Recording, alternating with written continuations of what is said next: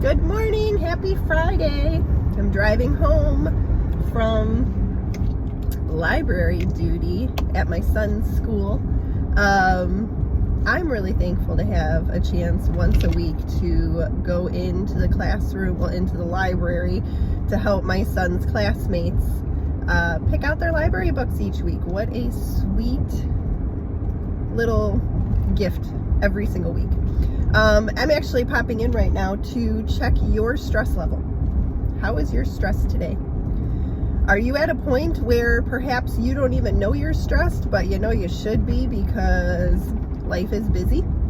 Or you're working towards the next goal or promotion and you're just, anybody who gets in your way just gets stepped over. Get out of my way, get out of my way. I got things to do, right? Is that how you're living? I'm just wondering. I know I'm guilty of it. I think everybody is, unless you live in a rural area. I would love for somebody to let me know if you live in an area that there isn't a hustle and bustle that's just ingrained in your lifestyle. Because I might want to move there. My prayers recently have been just that. I'm putting things in my day. I've got all my kids are out of the house during the school day.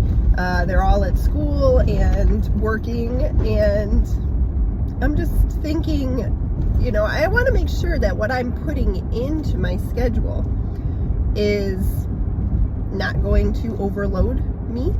I'm not just doing that for myself either. I mean, yes, there are health benefits to not taking on too much, but there are relationship benefits to not taking on too much, because as well as I do, when there's stress,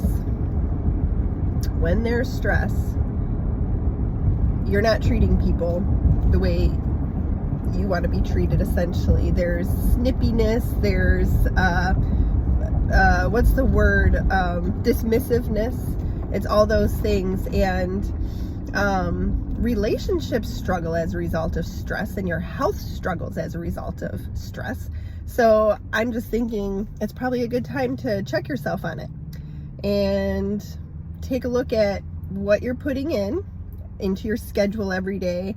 That first and foremost, what are the bare necessities that have to get accomplished? And then you maybe could take a next step and are the people in my home feeling overlooked by me? And I've noticed I am busy, but I've also asked God to help me prioritize my busyness. And relationships will always win. If I have a chance to clean or a chance to pour into one of my loved ones, or even just somebody who needs me, I'm going to choose to pour in to the human, because, and it might almost be to a fault for me sometimes, because sometimes things just have to get done. So I'm asking God to help me balance that, because I'm not able to do that on my own. I'm more of a people pleaser, and I want people around me to be happy, but there's been a shift in my mindset, thinking I honestly, I don't care if you're happy. It sounds kind of brash, so let me explain. Happiness is unattainable long term. So if you're happy, good for you. I hope it lasts for a little while, but you can guarantee that it's not going to last forever. And that's not a gauge that I want to build my life on, is happiness, or the people around me's happiness. What I want to build my gauge on is wholeness. Are the people around me feeling whole? And how can I help them if they're not? Because we, like I've mentioned just countless times, our society plays a role in our quality of life. And we can walk blindly and stressed out and on the hamster wheel. You can do that. It's not sustainable, and you're not going to be happy. You're going to be miserable, and you're going to make the people around you miserable. So perhaps, if I could encourage anything today, like I said, take that step off the hamster wheel. And it's going to be a long process, okay? But if you're living blind, working towards achievements that, if you think about it, the very end of your days come. Are these things going to matter? And who's going to be around you? Because I can guarantee if you're overlooking those loved ones, if they are still around, they're probably not going to be doing very well either, because they're not going to feel loved. You cannot love effectively while you're chasing the next thing. I wish I could tell you otherwise. And prior to all of this diving into relationships and how actually to love others and actually allow myself to be loved, I've learned that love is nothing if you're not loving others. And in order to truly rest on being able to effectively love others, you have to understand and realize the depth of God's love. And his love covers a multitude of sins. Love covers a multitude of sins. So all of these mess ups that we're doing, all these things that we're doing that we think we're helping, but we're really not, or all these things that we're striving towards, it's really nothing. And I think it's a good time to wake up to realize what's truly important. And I believe it was Mother Teresa who said, if you want to make a difference in this world, go home and love your family. And I see a lot of that around. I know that families are actually working really hard to be there for each other, and that's awesome. Keep it up, even when it's hard. Just keep doing that, because that is what matters. And I know it's nice to have money. I know it is. I know it's nice to have frivolous funds that you can just do whatever you want with. And those things surely can make you feel happy for a time, but truly, that goes against God's way. God's way is to provide at times when you don't think it's possible. I'm going to give one small testimony, and I don't think I'm going to share all the details, but I've got a friend, and she's got a beautiful daughter. She just had a birthday. I want to say she's 12. I could be wrong on the age though, so actually I think she's younger than that. But long story short, she was born with some disabilities, and I watched this beautiful, strong mama wrestle with that time in her life.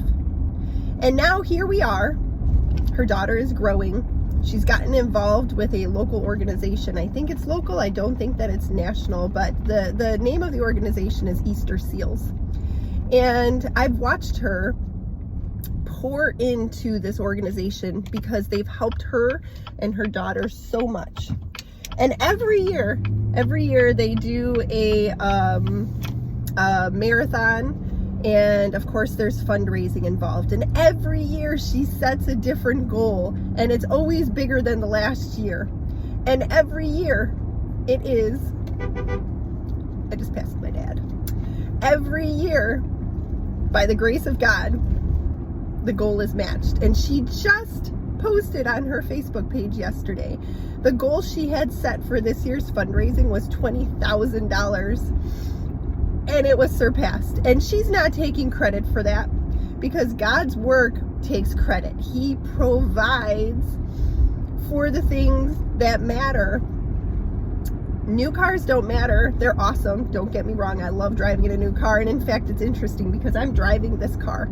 This was a car I wanted. I got it for my 40th birthday. Bless my husband. He indulged me. And here I am a couple years later, and I'm looking for a more reasonably priced car, because when I drive this car, I don't feel good about myself. I know that it's an indulgence, and I don't like it. And my husband works long hours, and I'm home, and I'm so grateful to be home to raise my family. But my job then at home is to not overindulge either. And this is a new thing for me, because I wanted all the things, and I didn't think that I was unreasonable in my desires, but come to realize we have a lot of room where we can shave off, and it took inflation to realize that, because even just feeding your family these days has gotten outrageously expensive, hasn't it? And that's stressful, because if you don't know when your next meal is going to come and be put on the table, it drives you to want to work more and make more money. So what I've been doing is I've been going through our budget.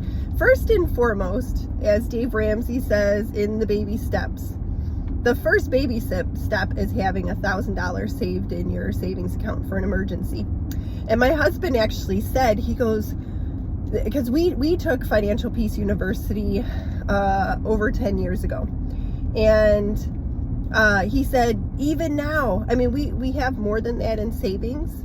And I'm working so hard right now to not take money out of savings, because we would take money out of savings for things, you know, like to pay tuition, for instance. I was taking out of savings every year so we could pay it off at the beginning of the year.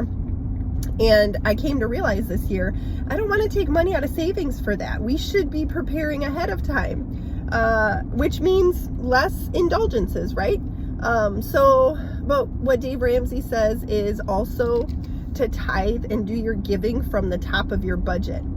And that's so important, because you know as well as I do that you can be generous from the top, but when you're down to your last pennies, isn't it harder to give your money away?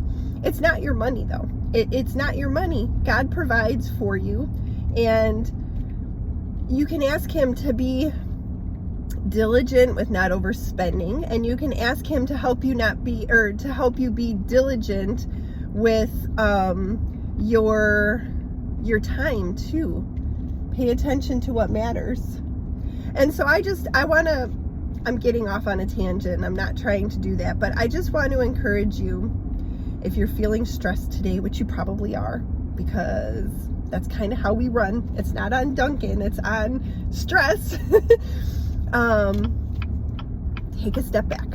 Just take a step back and give some thought to what you're actually doing in your days, and ask God to help you decide what of that is helpful and what of that is not. And then ask him to help you remove it if it's not. If it's not going to help you out long term, or the people around you long term, then it probably doesn't have a place in your life right now. And I'm going to keep looking for a cheaper car too, because like I said, indulgences, they're overrated. So on that note, it's still foggy here. It's about 9:15 on a Friday morning, and I'm going to go home and I'm going to try and take a walk, and I'm going to do some laundry, and I'm going to get some plans in place for food for this weekend. The teenagers in the house, our exchange student as well as my son, they have homecoming tomorrow, both going with friends. It's going to be a good weekend, and we're going to have busyness. We really will. But like I said, I keep asking God, help me to stay focused on putting things in that matter. And I'm surrendering the rest, because I feel so much more joyful when I do things that way than when I'm trying to chase happiness or money. Those things won't lead you down good paths. Have a great day.